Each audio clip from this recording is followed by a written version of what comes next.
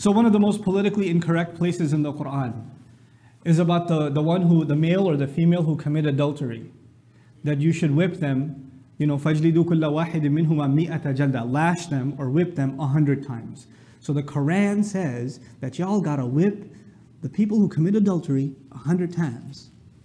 What kind of barbaric law is that?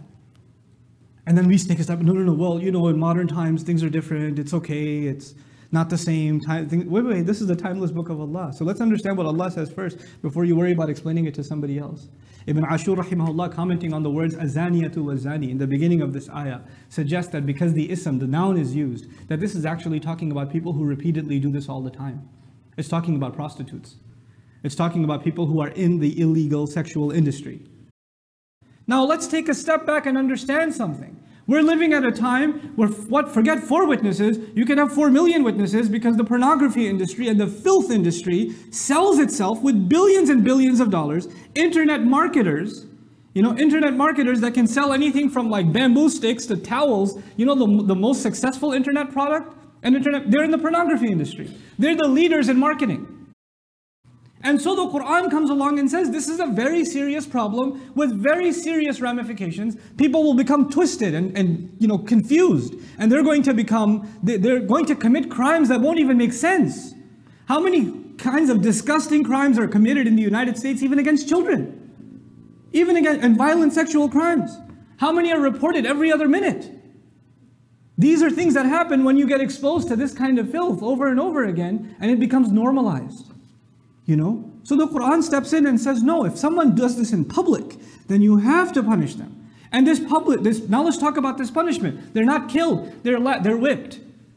And they're whipped 100 times. The fuqaha would discuss this. They would say, never whip them in a hot day or an extremely cold day, because the skin will be extra sensitive. Don't whip them out in the blazing sun, because that's not punishment Allah intends for them. When the guy raises his hand, his armpit shouldn't show. So he shouldn't go like this. We think that when you're going to punish, then the guy we should get is like a pro wrestler or somebody who's when he whips, is going to be like, serious. No, that's not the point. As a matter of fact, it's more ceremonial than anything else. Don't become compassionate when you're punishing them. In other words, even the people punishing them, even the one raising the whip, feels bad and says, I don't want to do this. And Allah says, I know you don't want to do it, but still you have to do it. So mature believers should watch the punishment happening.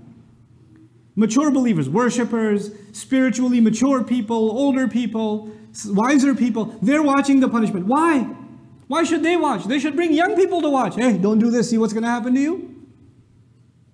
Allah didn't say that. Allah said, bring the mu'mineen. And Ibn al-Qayyim and other scholars commented, the reason they should bring them is as they are being punished, the mu'mineen will be making dua for the ones that are being punished. Because they are not dead yet. They are still alive. And if Allah condemned them to hellfire, then Allah did not want them to breathe anymore. So long as they are breathing in this world, the room for tawbah is open. And so they're paying the price for their sin in this world. They could use the dua.